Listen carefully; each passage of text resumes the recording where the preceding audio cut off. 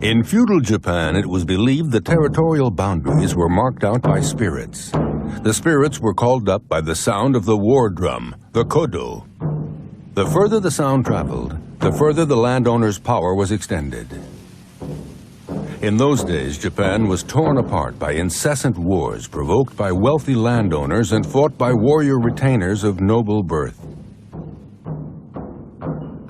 They were known as the samurai.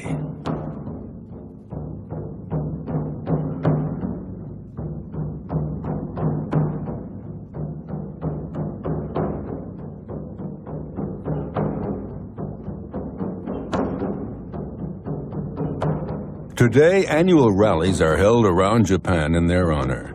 The descendants of these devoted warriors and others who share their passion come together, as here in Soma, to ensure that the samurai spirit will live on.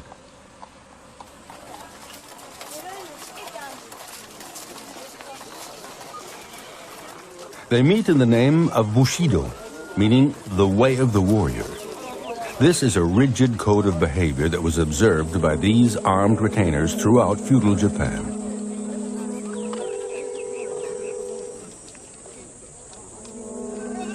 Similar to the codes of chivalry in medieval Europe, Bushido was based on wisdom, compassion, courage, and above all, total loyalty to the feudal baron, to whom the samurai devoted his life.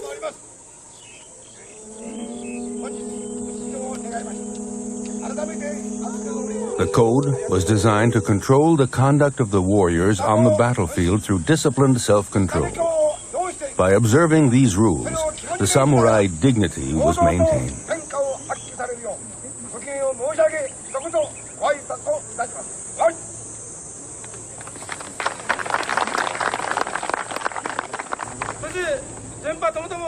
According to the historian, Professor Koii Irie of Tsukuba University, the Japanese are still extremely attached to this culture, continually developed by the samurai until the 19th century. やはり日本人の心の中には、かつての武士。Bushido is the ancient cult of honor, truth, and virtue. と言ったらいいんでしょうか。様々な徳目、例えば。It's quite evident that the spirit of Bushido is still deeply embedded in the heart of every Japanese male. そのようなことというのに対してのやはり憧れといいますか、そういうものをやはり伝統的に。In modern-day Japan, the samurai code of honor is admired and highly respected by almost everyone. というふうに思いますね。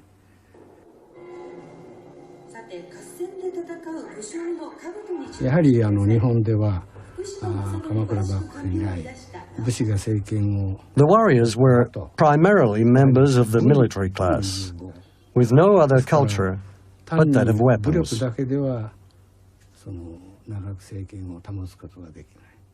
ですからやはり They realized 武士も that to maintain their power, they needed much more than just an understanding of weapons. Their discipline was lacking a broad cultural base. It was for this reason that they decided to add an intellectual and spiritual dimension to the art of combat. They began to actively seek knowledge and set about acquiring a generalized culture based on literature, art, and religion.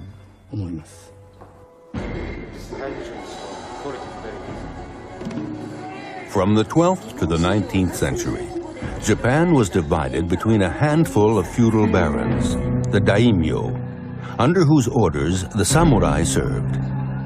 In 1192, one of these barons monopolized effective power and installed himself as the ruling military dictator, known as the shogun. He succeeded in unifying Japan and established the government seat in Kamakura.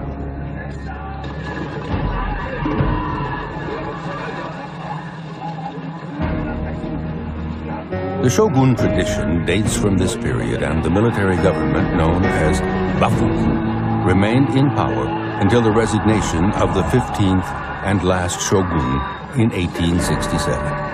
Thus, the influence of the samurai prevailed for close to 700 years.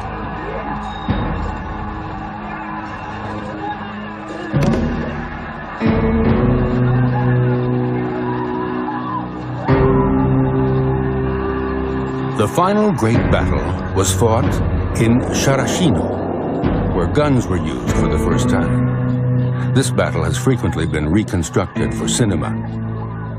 Shirashino marked the onset of an irreversible change. Following several centuries of isolation, Japan was obliged to open itself out to the external world. During the peaceful Edo period, this inevitable development precipitated the decline of the warring feudal class.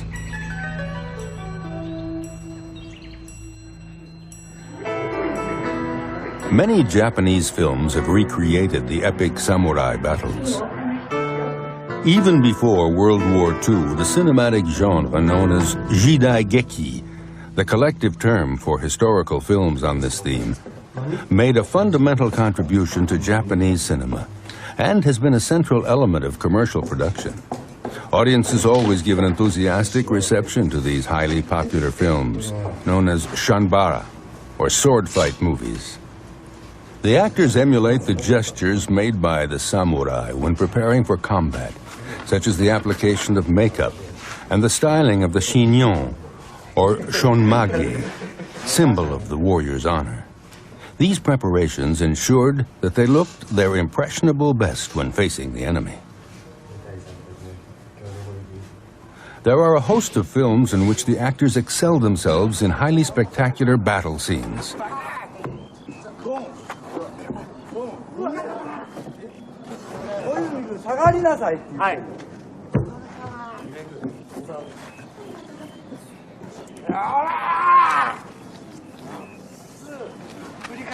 Almost every Japanese film director, known or unknown, has at one time furbished arms for the jidaigeki. It could be said that this genre is to Japanese cinema what the Western movie is to Hollywood. It's through one of these films, Akira Kurosawa's The Seven Samurai, that Western audiences discovered Japanese cinema. Stop!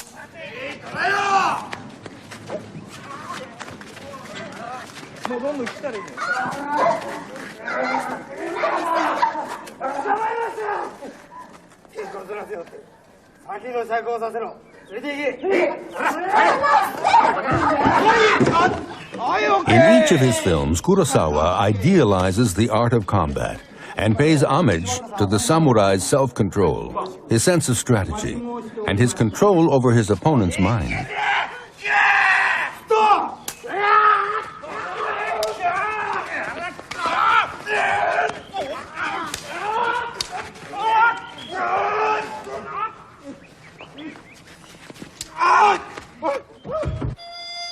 We are in Seki, a swordsmith's village that goes back to the Kamakura period, named after the city in which the first shoguns established themselves.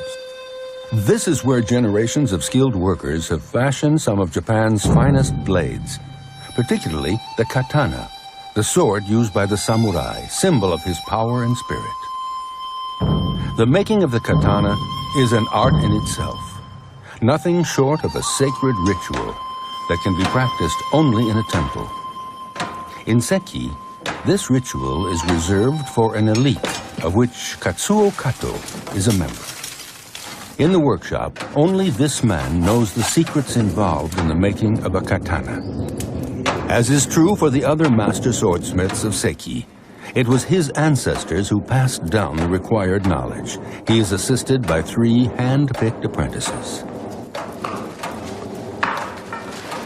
The basic material of the katana is this powdered iron. It is very carefully and slowly poured into the hot furnace using a kind of square-shaped funnel. It melts and forms an amalgam that we call kira. From the block that has formed, we extract the tamahagani. This is the raw material for the sword. The tamahagani mahogany is then melted down, and during the process takes on a charge of carbon monoxide. The amount of carbon is paramount, as we use the part that contains the greatest quantity as the hard material.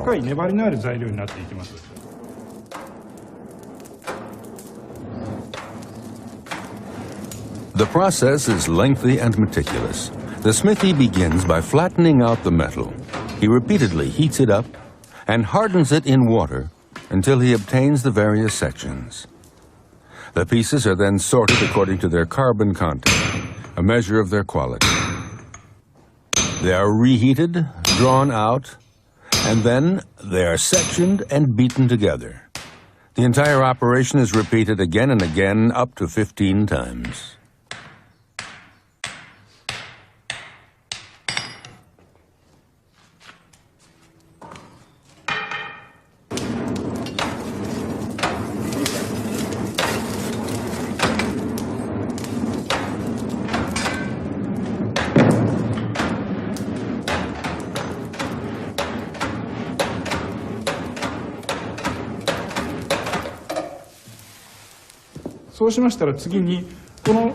We eventually produce an iron block, which is made up of several parts. There is an intermediary layer and a layer on each side.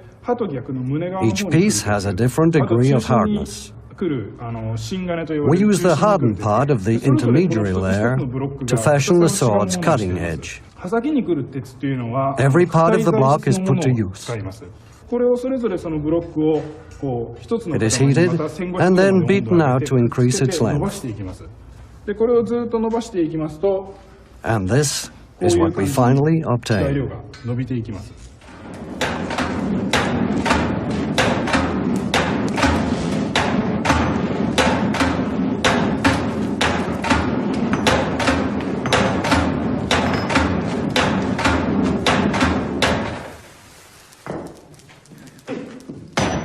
The number of swords Katsuo Kato produces with the help of his apprentices is limited. In any one year, his workshop produces only 24 katana. It takes him 20 days to forge a single weapon. In Japan, the katana is still considered sacred.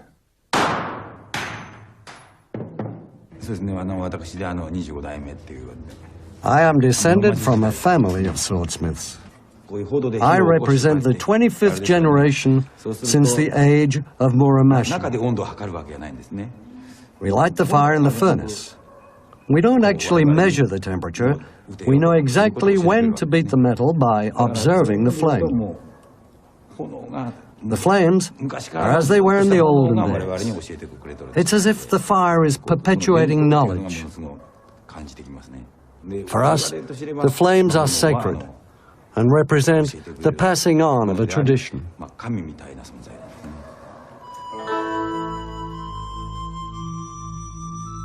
The katana produced by the Seiki forges are considered as precious objects and are snapped up by collectors.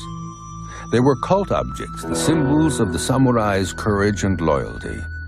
The warrior who lost his sword, whose blade was shattered, also lost his honor.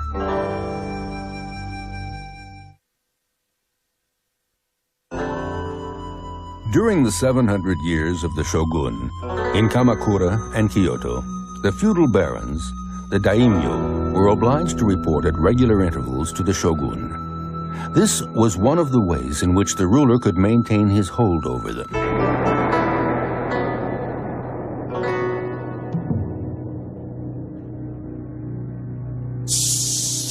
During their travels, they would often pass the night in the home of a baron friend, or more frequently, at an inn.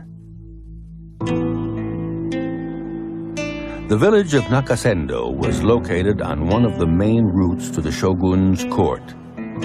Its 42 inns have been carefully preserved as historic sites. In feudal times, they were often the scenes of intense activity, where during their stopovers, the visitors would barter goods and exchange news and information.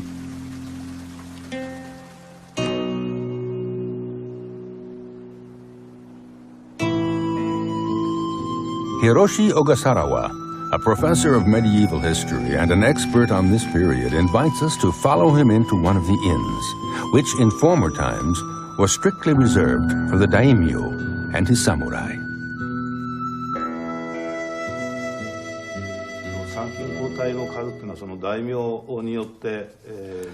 According to the size of his fief, the daimyo was accompanied by an escort.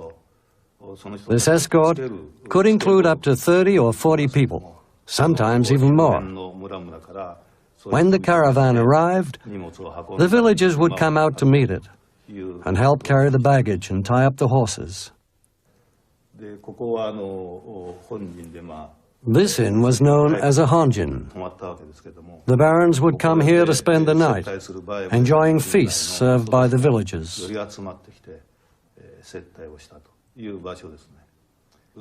Many women were employed here to serve the travelers. The honjin was strictly reserved for the wealthy, privileged classes.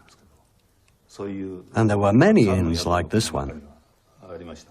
The visitors always kept an eye on the comings and goings of the women and on the potential trafficking of guns. This was the era of wars fought between the daimyo for the possession of land, and the serving girls were frequently used as informers, so they were always under suspicion. And rifles, which had just started to make their mark as effective battle weapons, were in constant demand. For this reason, everybody in the inn was kept under very careful surveillance. The samurai were essentially men of action, but their daily lives were punctuated by a few unchanging rituals, such as the tea ceremony. From the 13th century on, this ceremony was practiced in cultured circles, together with calligraphy and flower arrangement, disciplines that also required concentration and composure.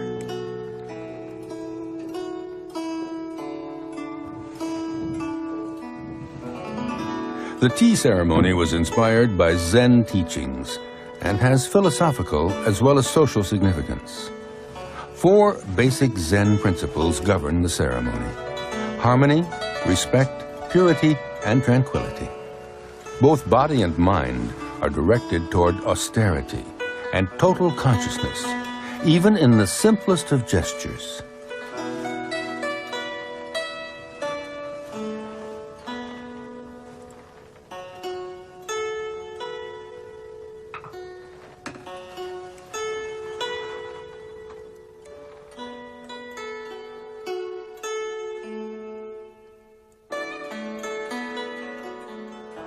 The way of tea, or sado, reflects the very essence of the Japanese spirit. Reserved for the initiated, it was considered an extremely important tradition. Each object, each gesture is a reminder of the fragility of everything in this world, and must be carefully chosen in accordance with its aesthetic quality.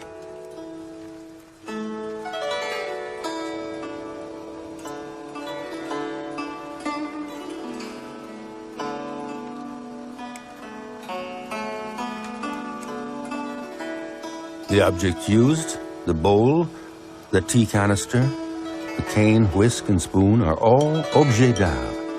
The preparatory gestures are carried out according to a strict disciplinary code, and inflexible rules define the conduct of the guests.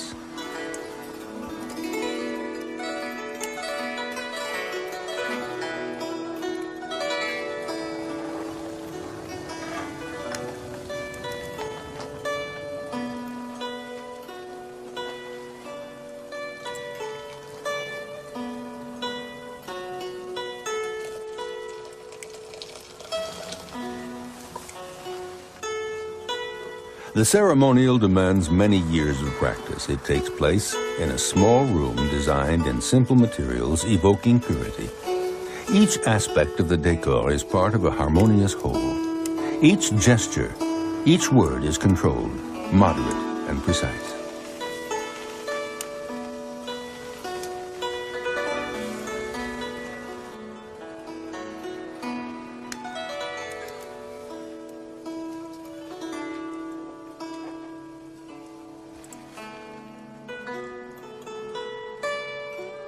The samurai, whose life was impregnated by a stoic indifference to material goods, held the tea ceremony in extremely high regard. The ritual was in keeping with their frugal lifestyle, and this, in addition to its aesthetic significance, was considered essential to spiritual progress. Accompanied by his courtiers, the shogun himself participated to discuss philosophy and religion and provide inspiration to the artists and poets.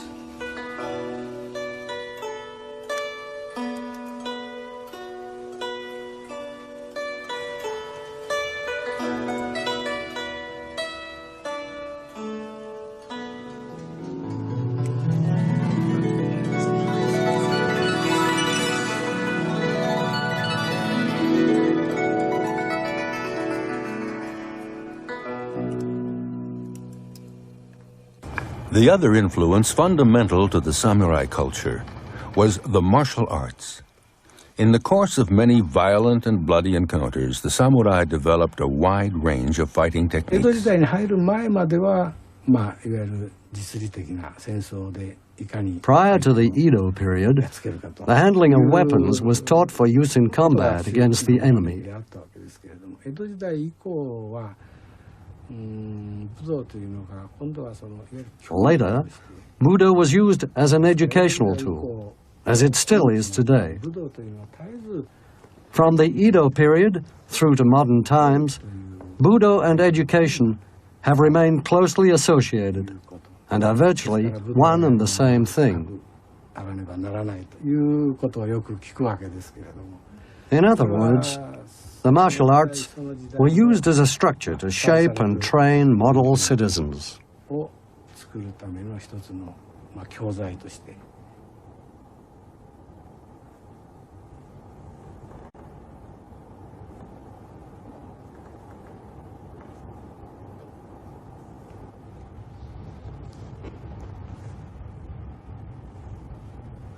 Iaido, or the Way of the Sword, originated in Japan in the 8th century. It is a heritage that has been assimilated into Japanese culture. It was taught in a variety of forms in a range of schools up until the end of the 16th century, when it absorbed aspects of Zen teachings. From the 17th century on, the Way of the Sword was reserved exclusively for the samurai.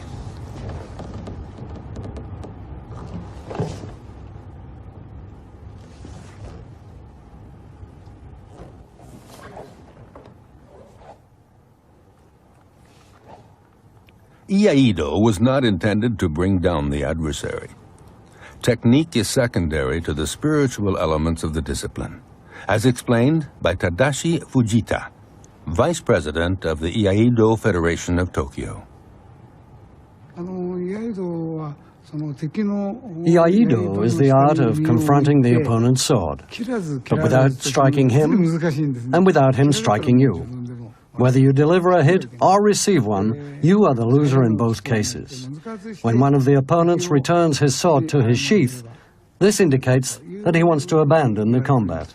We say that he has put up his sword. These days, the sword is not used in aggression. So when one opponent puts up his sword, it signifies that the other opponent has won the duel. In Kendo, you have only one person facing you. On the other hand, in Iaido, there are several imaginary adversaries on all sides to deal with. For example, when you have two opponents, one in front and one behind, you must use your powers of concentration and your sixth sense to fend off each opponent in turn. To take on the enemy at your rear, the one in front must first be defeated, but without foregoing the basic aim of the combat, which is, of course, to defeat both adversaries. The same principle applies when you have opponents on either side of you. The objective is to exert mental control over the maximum number of adversaries and defeat them all, one by one.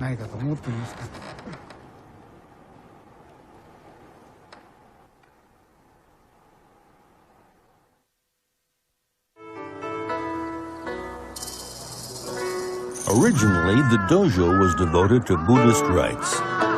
As time passed, it became the temple in which the way, the attainment of universal harmony, was taught. In Japan, the dojo is where the Zen spirit of the samurai is perpetuated.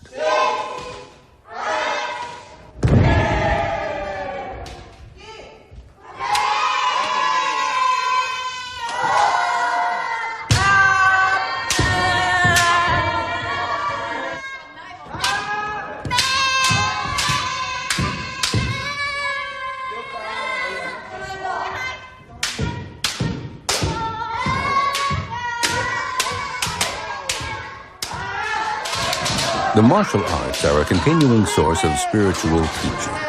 Its practitioners are guided by the principles of Budo, which for them represents a way of life.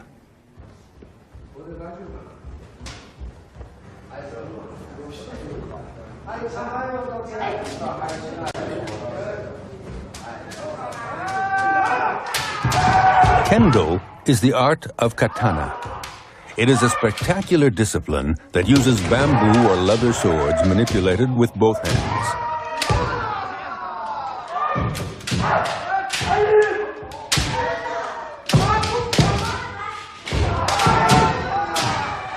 As in karate, in kendo, you cry out "kiai," specifying the targeted part of the opponent's body. This discipline can be dangerous, and for this reason, those who take part wear suitable protective equipment.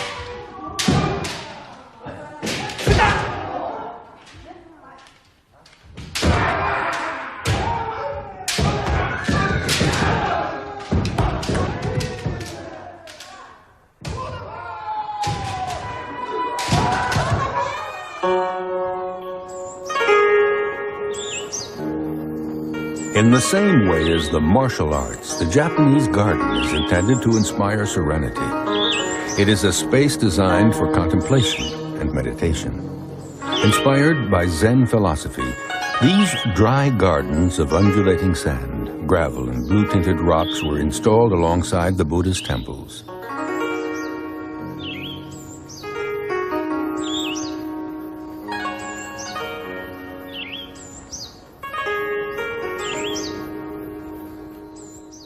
Archery, or kyujutsu, was an essential element of the art of combat cultivated by the samurai. But the actual firing of the arrow was the end result of long inner preparation aimed at purifying the archer's mind.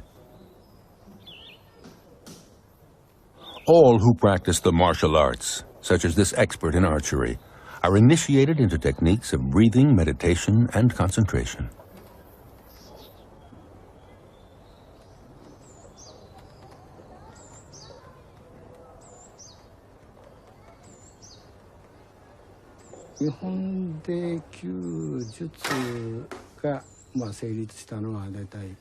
In Japan, archery has been recognized as a martial art since before the Nara period. Kyujutsu, from which Kyudo is derived, incorporated a great many Chinese ideas and philosophies.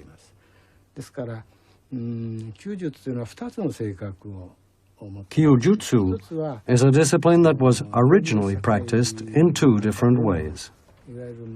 It was the basic technique of archery, but also a ritualized ceremony that was performed on special occasions in aristocratic circles. Nobody knows exactly when it originated, but we think it became established in either the 15th or mid-16th century.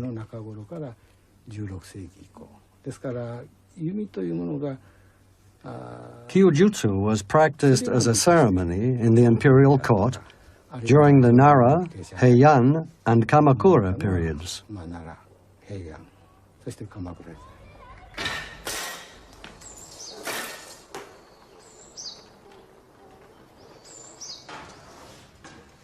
Nowadays, this art is mainly practiced by students. Koii Irie has been teaching Kyudo for most of his life. He sees archery as a mental rather than physical discipline, and one that requires intense concentration and perfect breath control.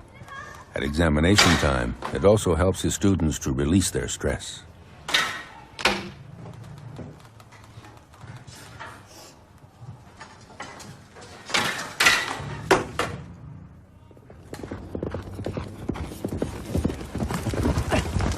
From the Kamakura period in the 12th century, warriors combined the art of archery with that of horsemanship. The kisha, the mounted archers, made their appearance at this time.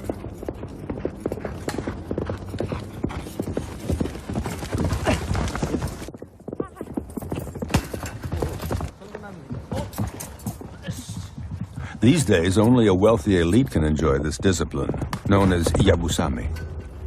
The riders gallop along a 200-meter track and must hit 3 different targets. The kisha must be both excellent horsemen and highly skilled archers.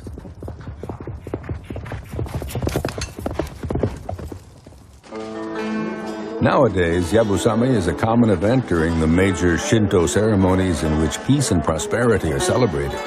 The festivities commence with a dignified procession preceded by a priest on a white horse, a symbol of purity. The priest is followed by the participants dressed in traditional samurai costume.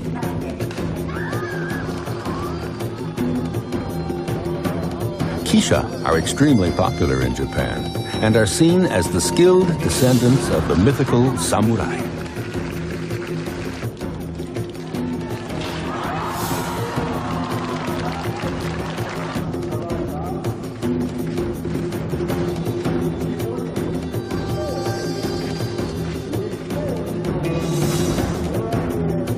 The blood of the great warrior families flows in the veins of some of these men. Yabusame teacher, Yataka Kaneko, is one of them.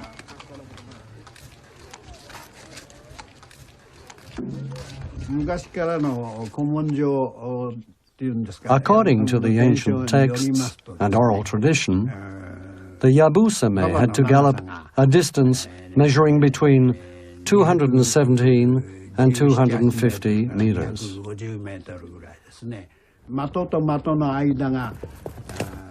In former times, the archer's bow was used as the standard unit of measurement for the course.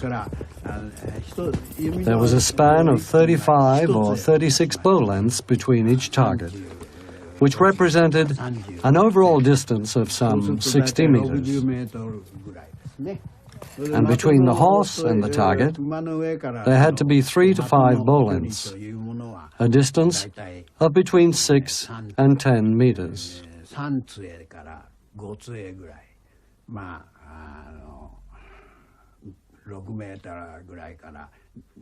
that's the way it's always been done.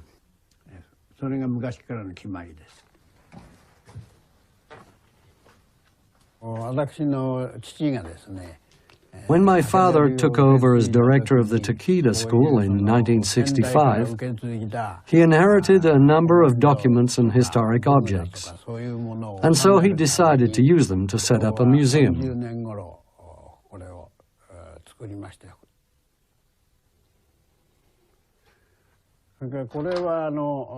When one of my ancestors gave his lands to the emperor, he was presented with this armor by way of thanks.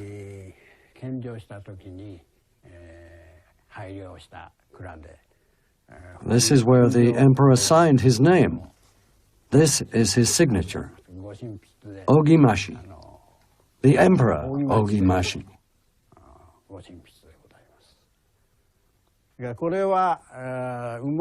This is what is called umayoroi. It's a horseman's armor made from hide. When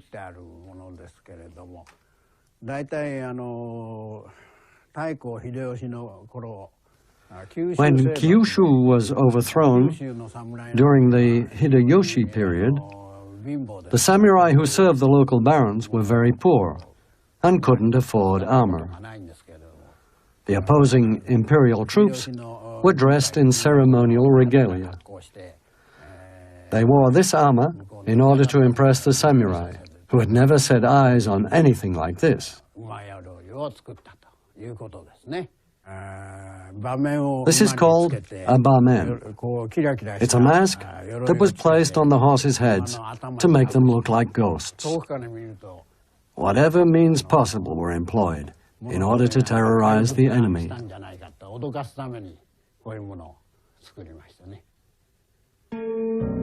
In the 11th century, the warriors began wearing the armor known as the oyuroi, made from long iron plates joined together and lined with leather.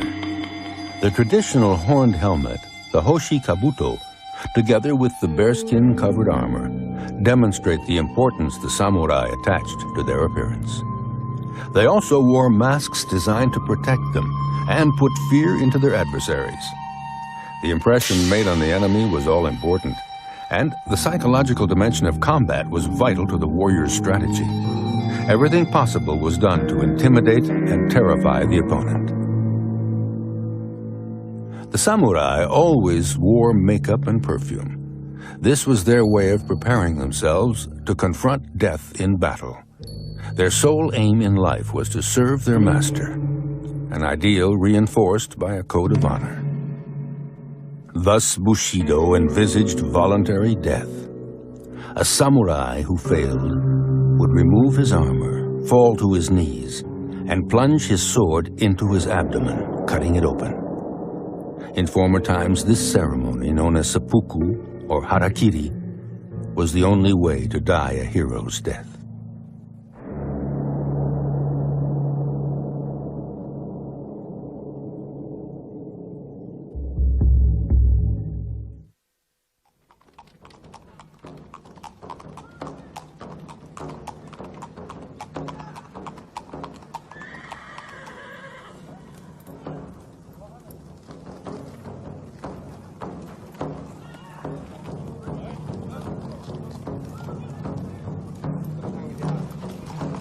These dedicated enthusiasts of ancient history meet together once a year at Soma, on the island of Honshu.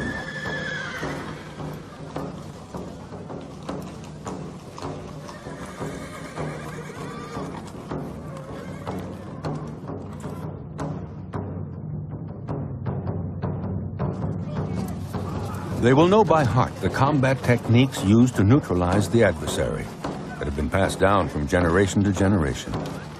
Disrupt the opponent's rhythm, divert his attention, and keep the sun behind you or to your right. The participants are expected to embody the values of their heroes, a clear and accurate understanding of courage, an audacious spirit, and self-control.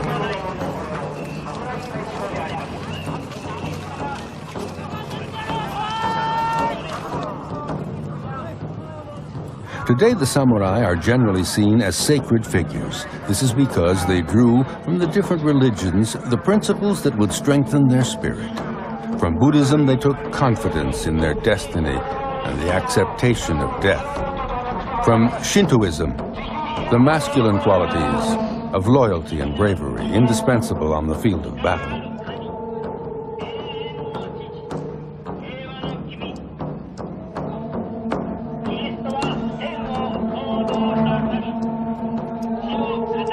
The participants are here on this former battlefield to race rather than fight each other. The streaming banners recall the loyalties of these military retainers, men totally devoted to their masters.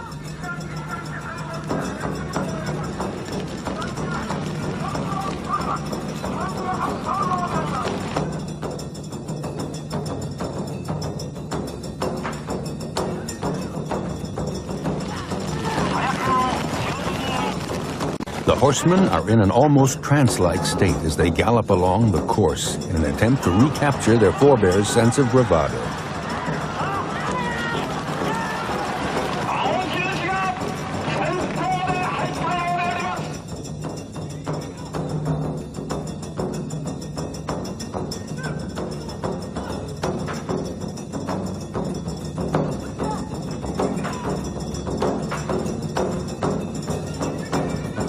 In this contest, the aim is not to win. It is to rekindle the ancient spirit of the samurai warrior.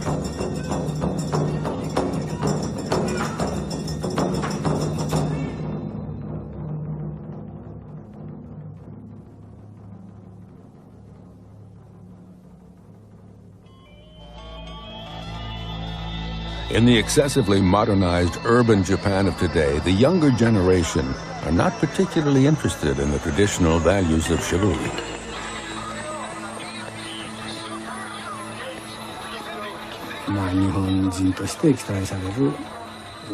In the Japan of today, the martial arts are mostly used to produce ideal citizens. The martial arts obey very different philosophical laws to those of the sports that have been imported from the West.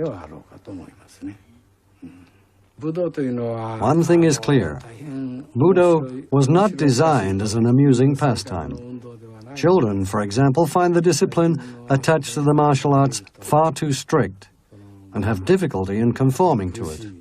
So quite obviously, they prefer sports such as football, basketball and baseball, which are far more amusing and much more spectacular. And so, most of today's youngsters tend to steer away from the martial arts.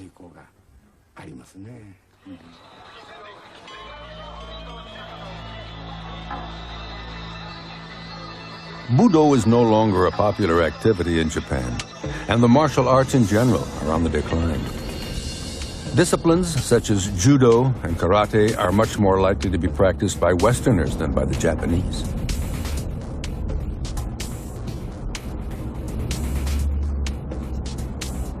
In an attempt to stem this decline, a well-known businessman, Tetsundo Tanabe, has decided to innovate. He is passionately interested in his country's history, using his private fortune to seek out and buy up lost works of art and bring them back to Japan. In order to keep the flame of Japanese culture burning, he decided to create a new discipline based on the martial arts.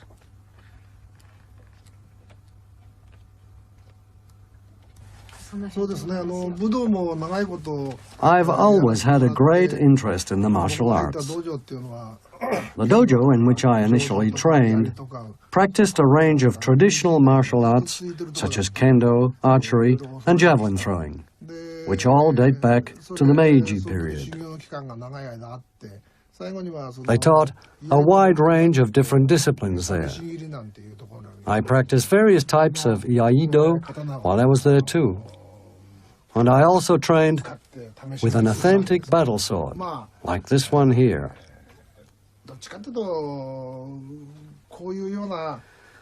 Because I was really taken by the martial arts, I asked myself how I could pass on this facet of traditional Japanese culture to the rest of the world.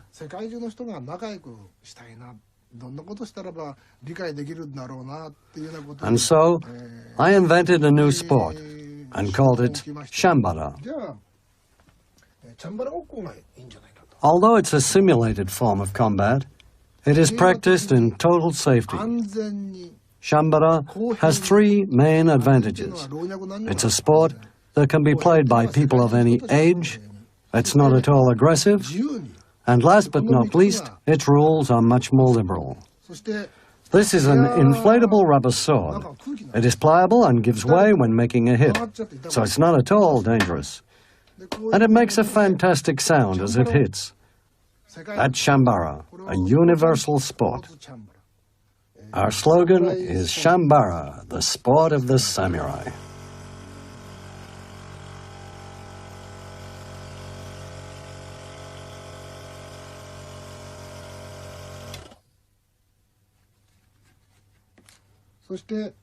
You put the cap back on, and here we have a katana. When it hits its target, it gives way. It's totally safe. Although still in its early stages, Shambara is enjoying tremendous success. This new sport is mainly practiced by children, who see it more as a fun game, much less encumbered by all the rigid rules applied to traditional martial arts.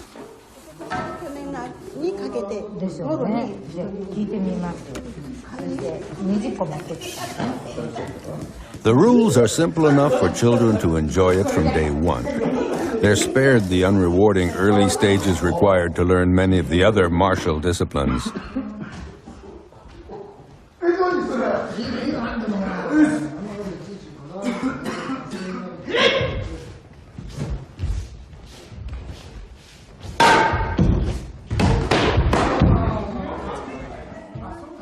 style of dress is optional, but certain protective equipment is necessary.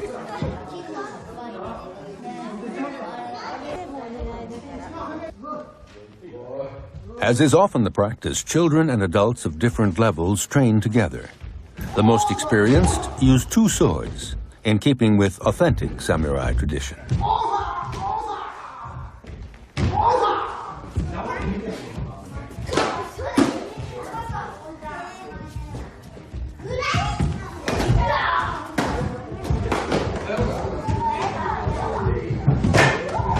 The notion of game playing is all important. The dojo in which Shambara is practiced is different to the traditionally silent dojo and its atmosphere of intense concentration, far too oppressive for the youngsters. Putting these modern and realistic principles to work by creating the new sport of Shambara, Tetsundo Tanabe has taken many risks.